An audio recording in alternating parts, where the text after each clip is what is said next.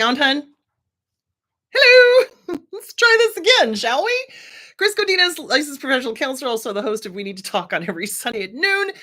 This video is for educational and informational purposes only. The views and opinions stated herein are mine and mine alone. They do not represent the ACA, the APA, or any other therapist for that matter. Boom, shakalaka, done. Is it working? Are we good? Okay. Hi again. Sorry about that. Technology and I do not get along.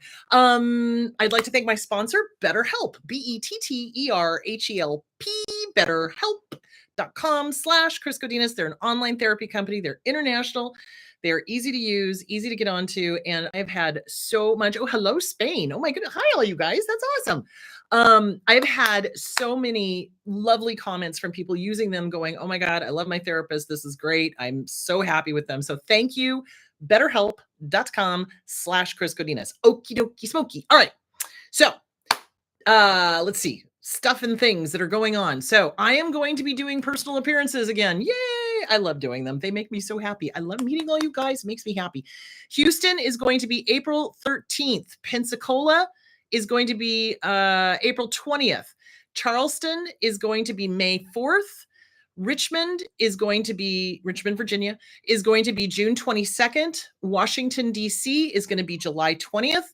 Philadelphia is going to be August 10th. I have not booked where we are going to have it yet. I know some people have already bought tickets, so don't worry. As soon as I get the place figured out where we're staying with the dogs and all that sort of good stuff, because dogs. So as soon as I get all that, I promise you, I will send you an email and say, here's where it's going to be. And then about a week or so before, I will send you another email just reminding you, because some people buy the tickets like months in advance and then they forget. So, all right. So anyway, that is that. So you can go to chrisgodinez.com if you want to see where my appearances are and buy tickets there. Let's see. What am I talking about today? There was something else I was going to talk about. Oh, current events. So really interesting. So Oregon is now reversing their legal drug thing because they're having a huge fentanyl problem. Fentanyl is a problem across the United States, but particularly in Oregon. My friend Sam, who's a playwright, he's getting out of Oregon and looking at the Southwest, and we're like, come to Gilbert, we have cookies. But anyway, so trying to convince him to move to the Southwest.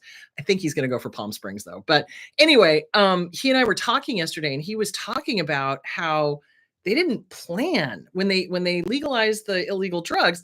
They had no plans. They didn't really go, oh, we've got 2 rehab centers, we need 10, kind of thing. Or we have this amount of social workers, we need this many to deal with, people coming into the state wanting to use the drugs, et cetera, et cetera, et cetera. So that is upsetting to me that municipalities are so stupid.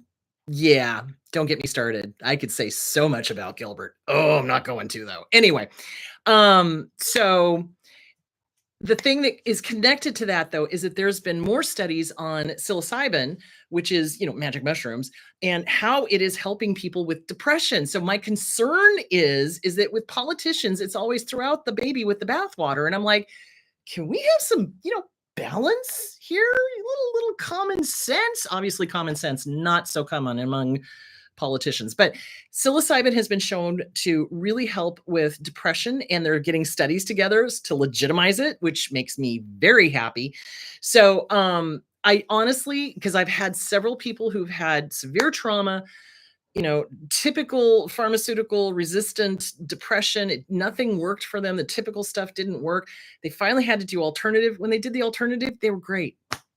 They helped. It got their depression on an even keel, and they were good. So I would strongly suggest writing your senators in whatever state you are in to encourage them not to throw out the baby with the bathwater and to really do studies into alternative medicines. Of course, we're fighting uphill. Oh my God, because pharmaceutical companies obviously don't want natural, solutions, or solutions that they can't somehow monopolize. So yeah, but I do think this is worthy of, getting a conversation going. Look, if we're going to legalize drugs, can we have some common sense with this? Can we get the services out there that people are going to need, et cetera? And let's look at what needs to happen for the psilocybin and, the other off-label uses of other medications that have been shown to be positive with depression. So there it is. Okay. All right. I think that did I cover everything, John?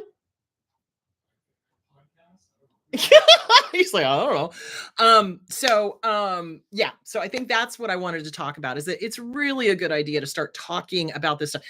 Look how much has changed with everyone talking about narcissism and everyone talking about mental health and everyone, it's like, let's get the conversation going. Common sense does not exist in the government, but if enough of us write in and go, hey, hello, this might be a good idea, at least they'll know that we're not just not paying attention. So there that is. Okay, so today I want to talk about prepare for success. I'm super excited about this topic because this just makes me happy. So something that Kim Saeed brought up in her thing, she's decided to get out of dealing with narcissism, and I can understand why, because it is a heavy topic, and there are some people that just don't want to listen to the advice and want to stay stuck, and et cetera, et cetera, et cetera. I don't think my people are doing that. I don't think really a lot of her people are doing that. I just think the more vocal ones are the ones that are stuck. So she's a great person. I love her stuff. I think she's awesome. So, if you can listen to her older stuff, go find her because she's great. But she had a point in that some people get stuck and they just don't want to move off of that stuck point and they just want to keep talking about the bad stuff. Okay, here's the deal. Remember how I talked about the whole cycle of healing from narcissistic abuse? So, one of the things is finding meaning in the meaningless, right? We talked about that. So, I want to talk about success. I want to talk about self sabotage, and I want to talk about financial success and career success. So, let's start with financial success. So, our abusers, whether they were familial or whether they were a romantic relationship, okay, abusers are all about power and control. And so they take anything that could help us leave them, right? So financial. So they often mess with the finances. And one of the ways that they mess with the finances is that they will either take control of the finances or they will spend the finances. So let's say that you've been in charge of all the finances and stuff, and you get a paycheck or you get a bonus or whatever, and the next thing you know, they drive up in the driveway with a brand new Harley, and you're like, "What the frick?" It's like that was supposed to go towards the kids' dental stuff. So they do things to make it so that we're always scrambling. We're always scrambling, always scrambling. And so we start getting this aversion to budgeting and we start getting this aversion to money and we start thinking we don't deserve it because they tell us we don't deserve it. Or we've had parents that were infantilizing us and never taught us how to balance a bank account, pay all the bills, do all the stuff, adult basically. So the cool thing is that once we get rid of them, once we've lost them, they're gone, bye-bye, go pound sand, whatever. It's now our turn. It's now our time. And I think it's really important that if you've been out of the relationship for a while and you keep dragging them up and you keep dragging them up and you keep dragging them up, you really need to write them a no kidding goodbye letter. Goodbye, bye-bye now, not in my head, not thinking about you. You're not welcome. Bye-bye, go pound sand. This is all about me now. They did that, right? It's all about me. So you get to put you on the front burner. You get to take care of you. You get to balance your budget. You get to figure out how to do that. So one of the things that is going to help you, not kidding, mirror work. Mirror work. Look in the mirror. Hi, good to see you. Have a great day. You know what? It's okay for you to be financially okay. I know. It sounds weird. And this is not, let's be clear, this is not one of those stupid metaphysical guru BS things where they're like, oh, if you live wealthfully, wealth will come to you. No, mother clucker, if you live wealthfully and you ain't got the money, your ass is going to be broke. See where I'm going with that? This is different. This is giving yourself permission to have financial stability. It's okay. It's okay. And it drives me crazy when I hear these, gurus going, oh, live wealthfully and wealth will come to you. No, you can't. If you don't have the income, you cannot live like a rock star. You're going to be broke. But you can live well within your means. And I think that's the interesting thing, is that we can have a lot of really cool things within our means. So it's really sitting down and getting rid of that lack and scarcity that our abusers shoved into our heads. So what the abusers do is they make us feel guilty for having money. They make us feel guilty for having something they don't have. So like quite seriously, if you go and do something nice for yourself, well, it must be nice for you to go have a massage, or it must be nice for you to go buy new clothes. Meanwhile, they've got like an entire closet full of leather jackets or whatever. You see where I'm going with that? They're selfish to the nth degree. They make us feel bad for doing good things for ourselves. Or if we decide to put the money into a savings account, they'll tell us, oh, you're withholding. You're not, you need to give me that money. I deserve it. Seriously, they do that kind of stuff. It just blows my mind. So once we get rid of them, be gone, be gone, be gone, they're gone. Okay. So now we've got to have a come to Jesus meeting with our inner children, Inner Child Workbook, Catherine Taylor, Inner Child Regaining the Inner Child by Lucia Cappuccioni, and our self-esteem workbook, Glenn Schiraldi, about that it's okay to be financially stable and it's okay to live within our means and we can do it well. So it's really important to set a budget. So how do you do that? Well, you figure out what your income is and what your outgo is.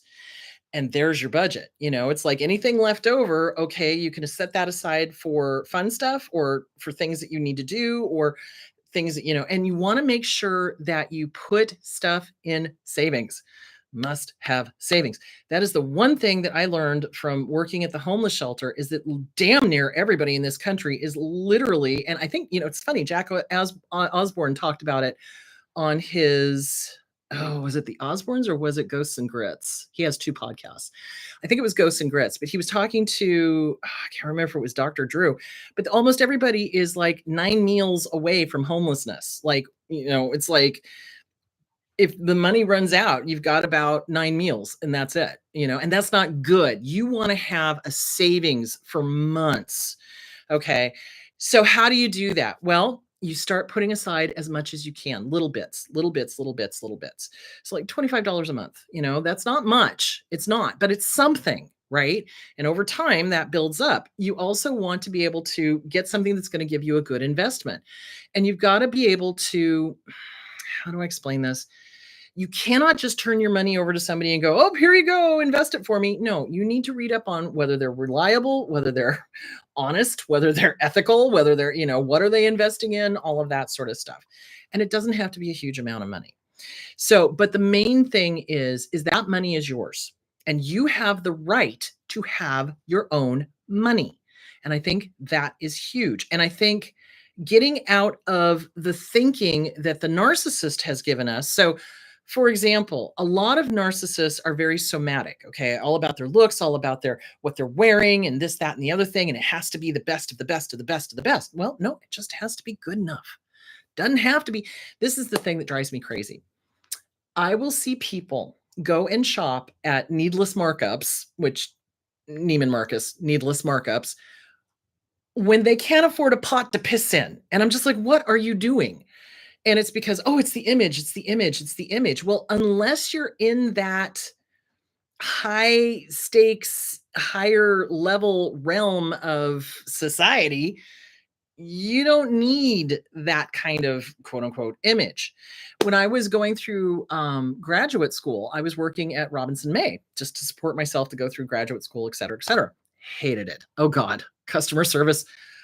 Oh my Lord, some people, other people, what a mistake. Seriously, they were just rude to the cashiers. And I was just like, and of course, I'm going through my psychology degree, and I was just like, this is fascinating. It's disgusting, but it's fascinating. So I had this woman come to my counter, and her kids were acting up. They were teenagers. They were bored. I don't blame them. And she turns around to them and she's like, if you don't behave, I'm going to make you shop at Ross. I'm sorry, what? That's not a bad thing. In fact, you probably should be shopping at Ross. Yeah, it's hello, you know, I mean, it's just the classism, I guess, or the I need to feel superior and this is my threat to my kids, which is teaching the kids that they can't be frugal and still look good. So check it out. I've got a friend, Brenda Colas. She's a real estate agent. She is very well to do. You know where she shops? Goodwill. She goes and she finds designer clothes at Goodwills around the valley, and that's what she wears. Goodwill. She's not stupid. You know, it's like you can look good on your budget or you can look good and not spend a ton of money. Okay. And I think that's what we need to get out of. So it's really important to sit down and write out what were the maladaptive thoughts that you got from your abuser about success, number one, about money, number two, and about what is really important in life. Seriously, because for them, it's all about the looks. It's all about the appearance. It's all about what other people think, yada, yada, yada. You just need to feel good about yourself. Really, that's it. I could wear a potato sack and walk into a room and still feel good about myself. You know why? Because I give zero bleeps. Seriously, what other people think. So it's self-esteem. Say it with me. Self-esteem, self-esteem, self-esteem. Do it, do it, do it. It's awesome. Self-esteem is amazing. It really does get you most of the way where you need to go. So, okay, so we're talking about the financial stuff. So you want to sit down and do a budget. You want to get rid of those thoughts that are connected to your abuser or connected to maladaptive thoughts about, is it okay to have wealth? Is it okay to be stable? Is it okay to not have chaos? Because remember, they're all about chaos and they're all about creating chaos in our lives. So they'll make sure that we don't have medical insurance. They'll make sure that we don't get the dental stuff done. They'll make sure that we don't have eyeglasses. They'll make sure. So all of those things are self-care for you. Now that you're rid of them, take care of your glasses, get your eyes checked, go get your teeth checked. Dental health is so hugely important. Yes, it is connected to heart issues. If you don't take care of your teeth, please take care of your teeth. You don't want to have heart issues. So it's really important. Take care of your body, get your physical, have your skin checked. This is all part of success. I'm not kidding you. So like I'm 59, I just had a dermatological appointment and I had to have a mole thing removed because it started doing funky things. So this is part of self-care. It is, instead of looking at it as a, oh my God, it's no, this is part of self-care. Going to medical appointments, going to dental appointments, going to eye appointments, going to get your skin checked, all self-care. All self-care. Doing your colonoscopies every 10 years, all self-care. So that is how I want you to start changing your thinking. Self-care is not always necessarily a massage or getting your nails done, although it can be. And I think you should do that every once in a while for sure, and it's about taking care of this magnificent machine that takes you through life. So that's what I want you to do. So financially is also taking care of yourself medically. Does that make sense? So you want to budget and you want to figure out how much you can sack away. Even if it's $10, $20, start doing it. And as you can put more away, put more away. And it's a good idea to have 6 months saved up. 6 months of rent for would be, oops, I need to turn down the sound. Hold on. Wait a minute. Where am I? There we go. So 6 months of rent would be a really good, or 6 months of a mortgage would be really a good kind of, that's a good start. Cause that way, you've got a place to live for the next 6 months. You know what I'm saying? So that is really important. And so many of us coming out of these relationships have no idea how to do budgeting, or we sabotage ourselves. We feel like it's not okay, or we, get wrapped up in that image thing, which is really their thing and not our thing. So, really sit down, do some writing, do some journaling. What does money mean to you? So remember, money is a means to an end. Narcissists make money mean, oh, it's love. Money is love. Money is, that's my way of showing quote unquote affection. But hair is doing the Watusi. That is their way of bribing, buying, that's their idea of love. And that's not our idea of love. Love is just love. It's an emotion. For them, it's a transaction. So you really, really, really want to take a look at what is your relationship to money and clear that up. Write about it, journal about it, get with a good trauma therapist. What the hell? What is this all about? Until you get to the point where it's like money is not your enemy, or you're not avoiding doing finances. Now, when John and I first got together, I would avoid it like the plague because I hated it. It was just awful. Why? Because my mom and dad always made me wrong for everything as far as finances was concerned. And, oh, you're too immature and you don't know how to handle it and blah, blah, blah. So we'll just take all of your money. And I finally had to wrest control from her and start doing my own finances, which was a good thing. So, all right. So that is really what you need to do to be financially successful, is get rid of the maladaptive ideas of what is money. Money is a means to an end. That's it. It's a way to pay for nice things for sure. It's a way to make sure you have shelter, food, clothing, that kind of thing. It doesn't mean anything other than that. And if you're making it mean something emotional, that is something to write out for sure and get rid of that, because that's not what money is. Money is a thing. Money is an object. It is not an emotion. But to an abuser, it is, and they instill that in us. So we got to get rid of that. So, and ask for help. Get with a good financial advisor. That's, once you have enough stuff to start maybe putting into CDs and things like that, get with a good financial advisor, but check them out 10 ways to Sunday. Make sure they're good. So, okay, now let's slip into career stuff. So somebody was saying, from an author's point of view, how do you do this? How do you do a career? How do you do this? So for writing, if you're an author, you just sit down and write. That the best way to get it done is to do it. Seriously. And again, what does this mean to you? Okay. So if there's roadblocks, if you have like a massive writer's block, if you have anything that is stopping you, and I think this can go for any career, not just authoring, not just being an author, but if something is stopping you, if there's a roadblock, what is it? So think about this. Our abusers never wanted us to be successful. In fact, they wanted us dead. DED, dead. Dead. So they would do everything they could to sabotage. And I was just thinking about this in the shower as I was preparing for the show. And my dad, as we all know, where's my book? Where's my book? And I will show you another book in a few minutes. So my book, another one. So you want to be a therapist, and then I'm working on another one. Oh, and then there's you can lead a horse to water, but you can't make him cha-cha.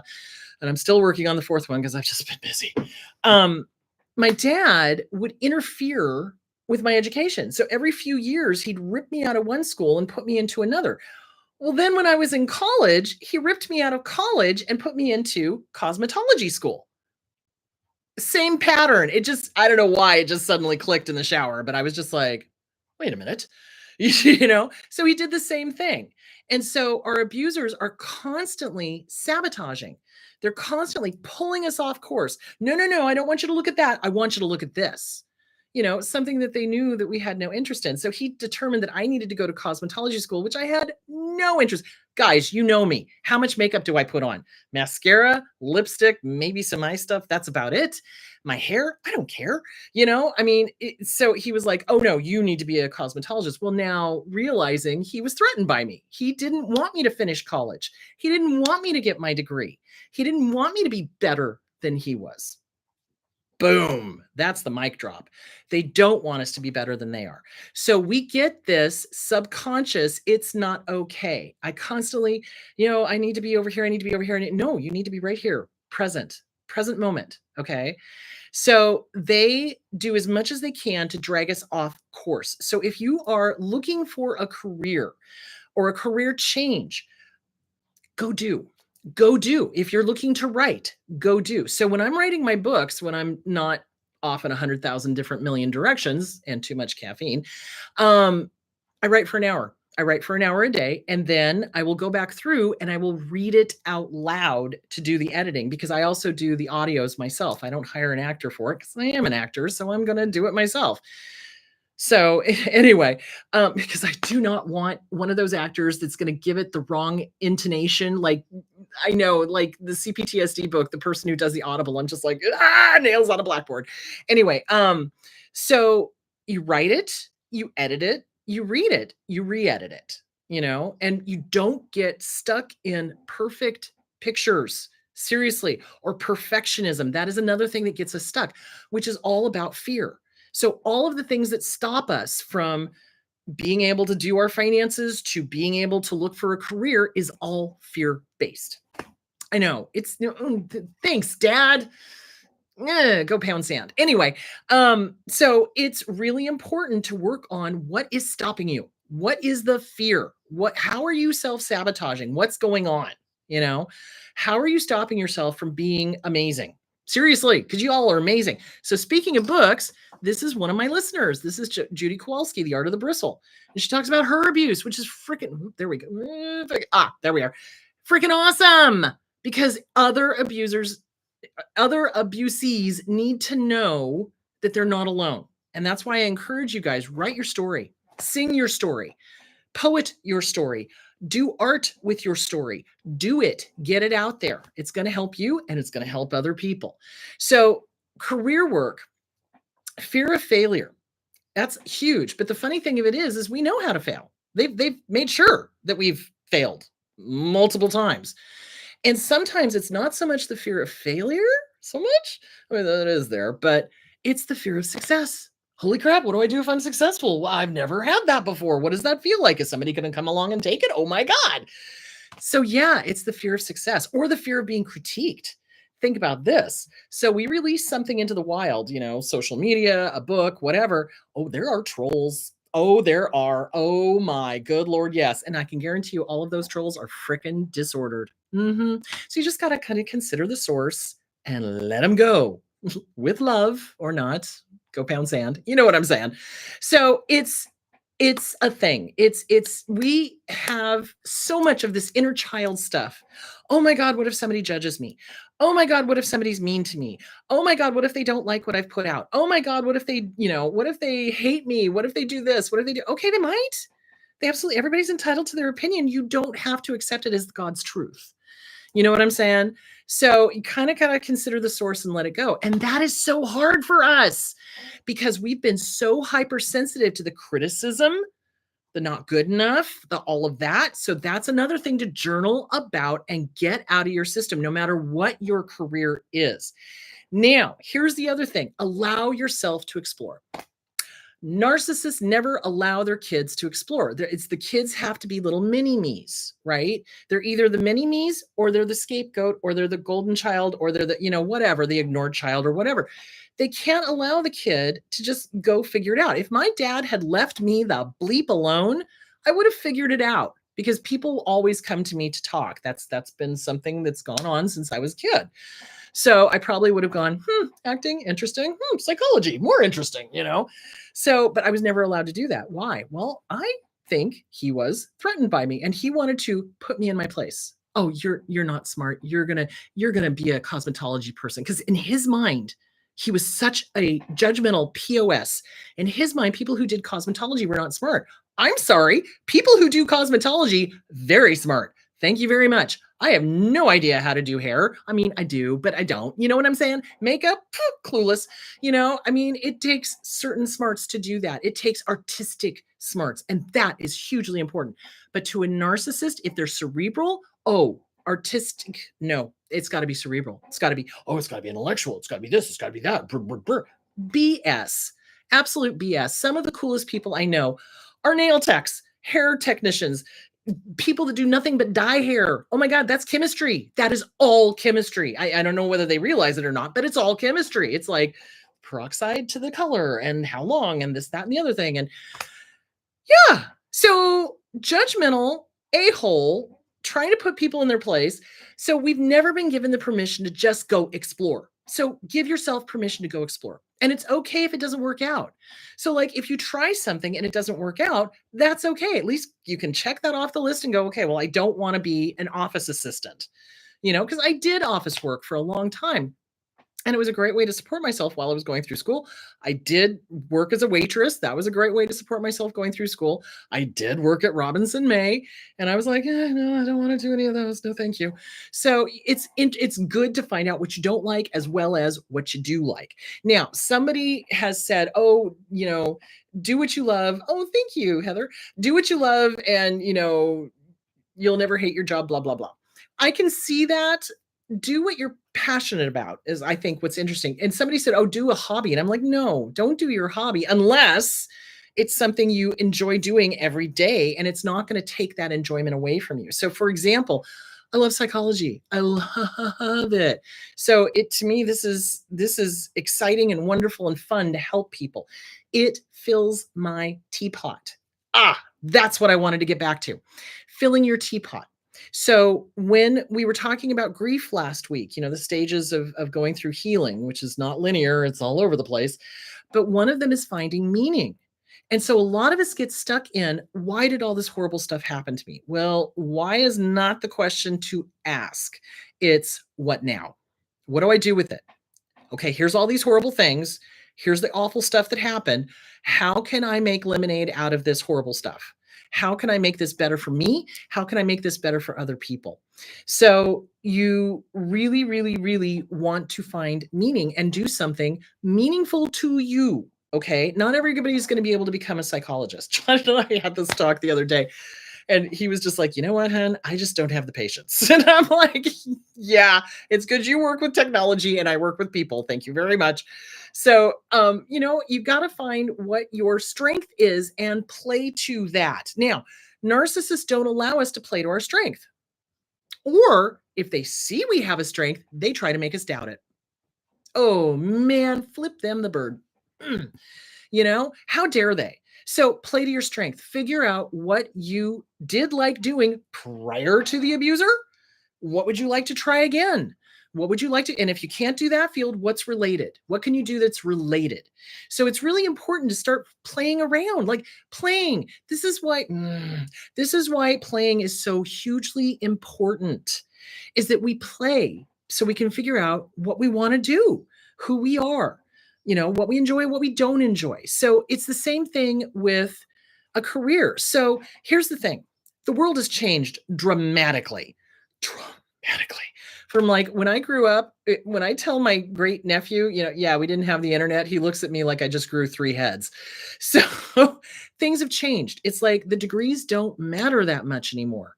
They really don't. I know PhDs and master's levels that are working, minimum wage jobs because they can't find a job in their field. So, it's really important that you look at that. It's like, is it worth it to get the degree? It may not be. And there's nothing wrong with that. Okay. It makes me so mad when people are like, oh, you got to get a degree. You got to get a degree. You got to get a degree. You frick that. $100,000 plus in debt and you're still paying it 30 years later? No, thank you. You know what I'm saying? So here's something to think about. There are classes online. You can take classes from Harvard. You can take classes from Yale. You can take classes from MIT. They're online. They're free. There's a whole bunch of them that are free or very low cost. So look at that. Look and see if the credits transfer. Look at your local JC, junior college. That's another good thing to do. Or just go take classes that interest you. I think that's a good thing. Try to figure out what you want to do. There's nothing wrong with that, but also make sure it's not in a field where you're going to spend all this time and money getting a degree only to get out there and be like crickets and having to work in something that's totally not related and you're miserable doing something that you're not passionate about. So there's all of these factors to getting a career.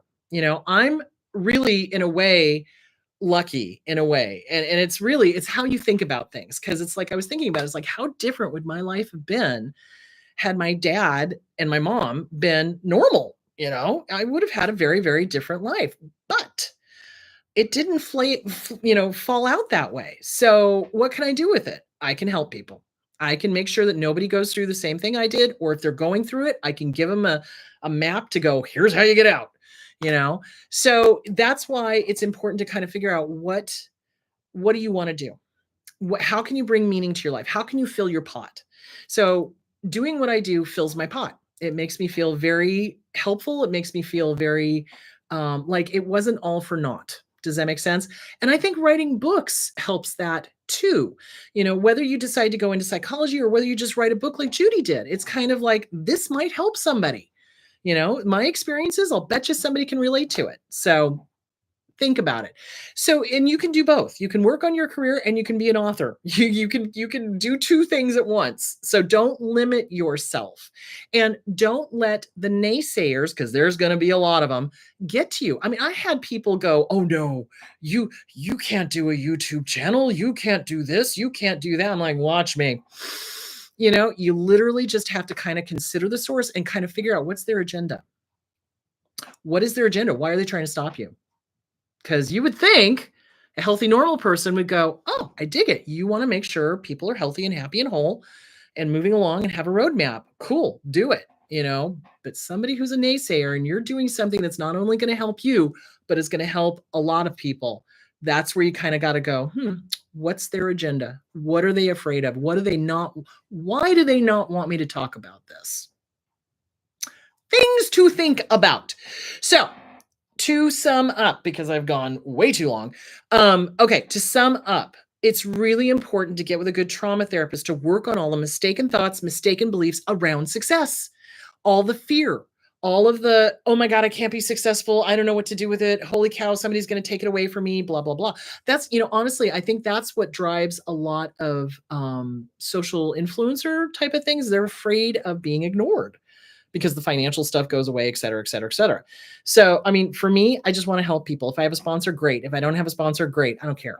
So, it's really important to figure out what your fears are. Write them down. Challenge them. Challenge them. Where did this come from? Who taught me this fear? Who does not want me to be heard?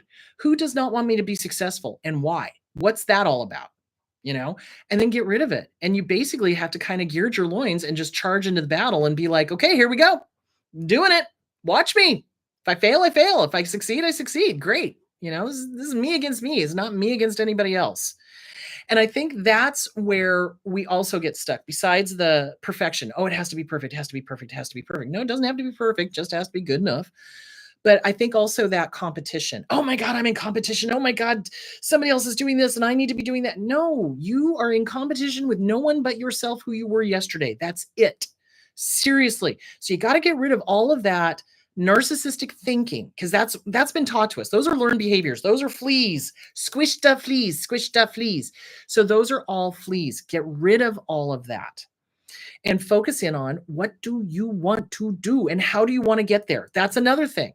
Daydream about it, but not maladaptive daydreaming. So maladaptive daydreaming is where we're always in our heads and we're always in this fantasy land and we're not dealing with reality. Good daydreaming is kind of like, how to explain? Good daydreaming is like a map. It's like you're kind of formulating in your head a plan. It's like, okay, I want to do this. So what's the next step? Oh, I know. I could do this. Okay. But then you got to take it into action. There's the difference. So you come up with the plan and then you put it into action. You take the next right step. And that's really important for us, because I think some of us get stuck in that maladaptive daydreaming and we don't get out of it. So once you come up with a plan, don't keep redreaming the plan. Put the plan into action. Walk the plan. Be the plan. You know what I'm saying? And it's okay to have like those daydreams about, wow, I wonder what it would be like to be like a NASA scientist. What would I need to do that? Well, unfortunately, in my case, it would involve math. Can't do it. So, but you figure out, okay, well, what's associated with that? Well, maybe I could work here, or maybe I could do that, or maybe I could. So how do I explain this? In acting, okay, in improv, especially in improv, you never say no. You always say yes and.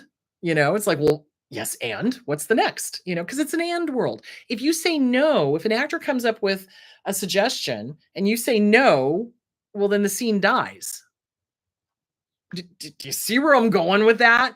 So if you say yes and, the scene can go on. So don't limit yourself. We have a tendency to limit ourselves because of all of the negativity, all of the, criticism and the fear of failure and the fear of success and the fear period and all of this. So to wrap it up, budget, budget, budget, budget, like nobody's business. Figure out what your income is, figure out what your outgo is.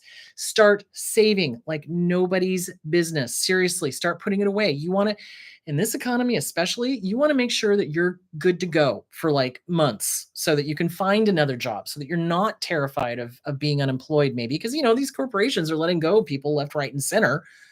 Don't get me started. So there's that. You need about 6 months saved up. So don't freak out that you don't have it. Look, we've all been there. We've all started from zero and had to build. So now is a great time to do it. So there's that. For career-wise, take classes. Learn what you like to do. You don't necessarily have to go get a degree. I don't really recommend it anymore. I used to when I was younger. I was like, yeah, go get your degree. This is great. And now I'm looking around going at all the PhDs and master's levels that are unemployed. I'm like, let's find something that's going to make you money. You know what I'm saying? So, if you want a degree, great. Some people love going to school and love going to college. I love learning. I do. But it's not for everybody. And in this economy, I don't think it should be for everybody, because I don't want people to go into debt forever. So, take classes that interest you. Find mentors. Mentors are huge. Who can you talk to that's in a field that's related or is the field? Pick their brain, take them out to lunch. Ask, ask, ask, ask, ask, ask. Always ask questions. There is no wrong question. There really isn't. There isn't. You know how many times I answer the same question every day? There is no wrong question. There isn't, because not everybody knows the same thing at the same time. So go ask, ask. And if somebody's annoyed with you, that's not your mentor. So find somebody who is willing to talk and willing to help you and willing to show you the ropes and, discuss all your options and things like that. Now that you are rid of the abuser, it is okay to be successful. It absolutely is, because if you tried to be successful with the abuser, they would sabotage it. So the thing is you have to make sure that you're not sabotaging yourself. So work on the fears, journal it out, get rid of those maladaptive thoughts, and just go forth and kick ass and take names. So there that is. All right, let's hit the questions. Okay. Do narcs realize when you're improving yourself? Oh God, yes. Oh yes. Oh yes, absolutely. And then try to sabotage. Yeah, absolutely. They notice. They do. So, for example, I'll be working with somebody that is getting ready to leave, right? And so they've started working on their self-esteem. They've started working on their inner child. They've started working on a plan to get out. They're starting to gray rock. They're not playing the games. They're not engaging in the ridiculous round circular word salad arguments anymore. The narc's going to notice that, because now they're losing control and they don't like it. And so they will do everything they can to sabotage. For example, I've had them lose the books that the person was working on, which is why I always tell people, don't put the books anywhere where your narcissist can find them. If you're reading up on stuff, keep it at work. Keep it in a friend's house. Don't keep it at your house, because they'll find it and they'll destroy it because it's a threat to them. And especially if you're reading like The Object of My Affection is in My Reflection, Coping with a Narcissist by Raquel Lerner, they're going to know you're onto them.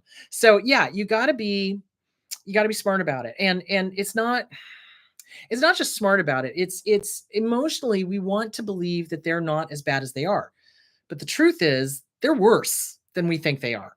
And they will do anything to keep you stuck with them. They need you to be one down. They absolutely need to have you under their thumb. They need to be able to control you emotionally, financially, religiously, sexually, etc., etc., etc. So it's really important that if you are improving yourself, yeah, they're going to notice 110%. So when I am working with somebody who's still in a domestic violence situation, I will tell them, it's like, you just tell them we're working on self-esteem. Because generally narcissists are too stupid to understand that that's really what's going to get them out of there. So to them, that's not threatening.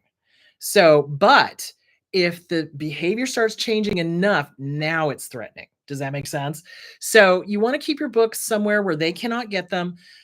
Yes, they absolutely will start questioning you. They'll try to keep you from going to therapy. They'll do things like, oh, well, we don't have the money, or, whatever. If they've got the purse strings, they'll keep it so that you can't go to therapy. And in that case, you just keep working on yourself. Seriously. It's like, okay, so I can't see my therapist. Watch this, mother clucker. And you keep working on the books. So, yeah, they absolutely will sabotage as soon as they realize that you're changing. My narc mom would do everything she could to sabotage me, and also tried to get other people to interfere. Yes, absolutely. That they'll get flying monkeys. They'll what was the I remember. So this family, this was years ago. This family tried to make my client wrong for going to college, because nobody in the family had ever gone to college. And they were very, very threatened by the fact that this person decided to go to college. So that's another form of abuse. It's like, if the person wants to go to college, encourage them. There's nothing wrong with that. If you don't want to go to college, that's also okay. But with a narcissist, if it's a threat to their hierarchy of who they are, they'll stop you from doing it. So if it's going to threaten them that you go to college, they'll keep you from going to college. If it's going to threaten them that you don't go to college, they'll insist you go to college. Do you see where I'm going with that? So it's all about disturbing the natural process of their victim, of their target. Seriously, think about it. They, like I said, my dad would pull me out of schools all the way up through college until I finally was like, nope, don't think so. Thanks for playing. Bye-bye. Which is why I told nobody when I went to graduate school because I didn't want to be interrupted. So, there's that. Um, okay, hold on. Second part of that question, I want to make sure I answered. Who can give us trustworthy financial advice? Well, so I would say the best way to find a financial advisor is to read reviews if people like them or not. There are thousands of books out there on how to budget, seriously. I think there's a budgeting for dummies. That's a great book. It really is. Because it helps. It kind of gives you like a guideline for, okay, I should be putting away this much, and this is how much rent needs to be, and et cetera, et cetera. Yeah, Dave Ramsey, that's a good one. There was a Motley Fool for a while was doing stuff. So there's a whole bunch of books out there on how to budget, how to that kind of thing. So it's you want to keep it simple. You don't if you get with a financial advisor that starts talking about all these funds and this, that, and the other thing, it's like, no, you're not ready for that yet. You just want to put something into a CD. That's in your bank. Oh, there we go. Go to your bank and say, I'd like to open a CD and find out about it. That's a good way to find out. So, yeah. So, yeah, and just start stocking away, stashing away into a CD or whatever you can. And then I don't necessarily understand how all of it works, but at some point you need to start withdrawing from that, and you need to do it by a certain age. So you want to make sure you understand all of that stuff. So go to your bank. That's a good place to start. Dave Ramsey is a good one. Motley Fool was another one. Budgeting. Um, let's see what else. Oh, and teach your kids. So allowances should be used to teach children how to manage their money, which is why it's so interesting to me that so many narcissists refuse to give allowances to kids because it's a control thing and they don't want the kids to learn how to manage their money. Or the other thing I see is that parents will throw money at the kid but not teach them how to manage it. So you want to start teaching your kid how to manage money and how, like something that I would do when I was in college is that I would figure out how many hours I would have to work in order to buy this thing I wanted to get. And then I would have to really have a sit down and have a come to Jesus meeting with myself. Do I really want to work 40 hours just to get this thing? Nope, I'm cheap. Thank you for playing. You know, and then I'd readjust what I could get instead. So that's a good way to think about it because people don't realize that it's our time working equals whatever we're buying. So is it worth it? Is it really worth it? Is it worth our time? And it may not be, or it may be. There are some things I bought where I absolutely was like, hell yeah, I'm spending it. So you got to sit down and figure out what your priorities are and make sure you're not doing it for some sort of societal chi. Oh, I need to be with the darling. I need to be wearing designer clothes from Need to Small Cups. Why? Seriously, what? I don't care. Most people who are worth their salt don't care. The ones who get really caught up in all of that, oh yeah, you know what I'm saying. So anyway, all right. Do we have more questions? That is it. All right. I will answer any other questions I did not get to. So please remember to go to chrisgodinez.com and look up appearances. I am going to start sending out more. I'm actually adding more. So I'm going to York, Pennsylvania, because my friend Donna threatened me with death if I don't go. So I'm going to York, Pennsylvania. I'm also going to be going to Ohio. I think we're going to try to hit Tennessee. So we're looking at probably Memphis. Ohio, I'm not sure whether we're doing Cleveland, Cincinnati. I don't know. We haven't decided yet. So we're going to be adding some more dates. So there is that. Next week, I have got my special guest, Marcia Diane. She is a licensed professional counselor. She's also a life coach. She has also got a program for trauma. So I wanted to have her on to talk about her program for trauma and all of that stuff because God knows we could all use it. So anyway, there is that. You guys go take good care of yourself. Oh, you're near York. Oh, awesome. I will get that date out and give me a week. So anyway, you guys go have a great week. Drink plenty of water. Wear sunscreen because wear sunscreen. Be good to yourselves. Self-care is doing medical stuff for you. Dental, eyes, dermatology, pap smear, whatever, get all your stuff done. That's self-care. And don't let your abuser stop you. And if you don't have your abuser, don't let this stop you. Go get it done. All right, my loves. You guys go take care of yourselves, and that's it. All right. Like, share, subscribe, etc., etc., etc. And I will talk to you with Marsha Diane next week.